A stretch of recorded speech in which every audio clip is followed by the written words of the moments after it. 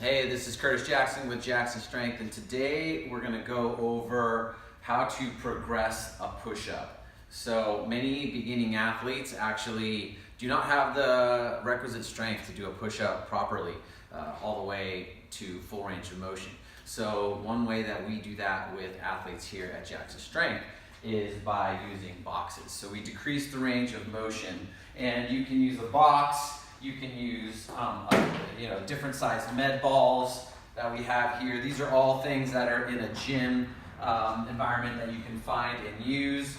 You can use these little mats that you find around. You can also stack weight plates. So you can maybe take 2 10s and set them on the ground, or you can just do a stack of weight plates. So there's lots of ways to get creative.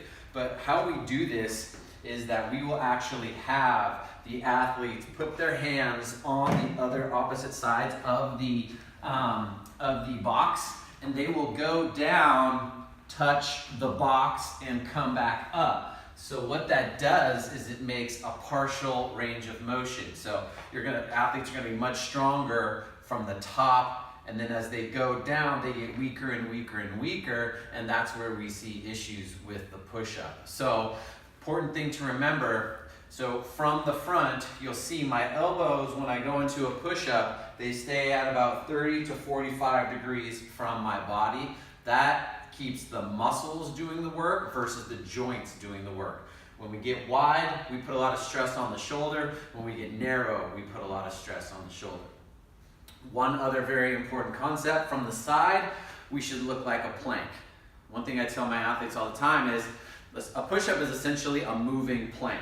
So from here, from the side, everything should be nice and strong, just a moving plank. Watch out for hip sag. That's one major thing we want to watch out for, lots of stress to the low back.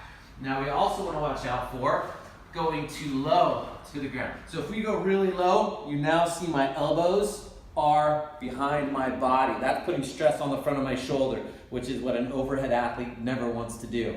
So what I do, as being 6'2", about 4 inches keeps my elbow from going past my body, as you can see there. So that's the height that I stop at to take care of my shoulders.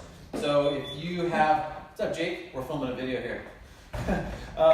So if you are shorter than me, then you might actually go lower. If you're taller than me, if you're 6'5", 6'7", you might actually go a little bit higher to like 6 inches. So a couple important things: make sure the elbows 30 to 45 degrees from the body, from this angle, and then making sure the elbows are not getting way past the body when you're going down. That's going to tick off the front of the shoulder. So as you get stronger, as your form gets better and better, you just decrease the height of the boxes slowly over time until eventually you're going all the way to full range of motion. Once you get really good going full range of motion, you can progress it by elevating your feet. And then we typically don't take people past like 14 inches of feet elevation. All right, thanks.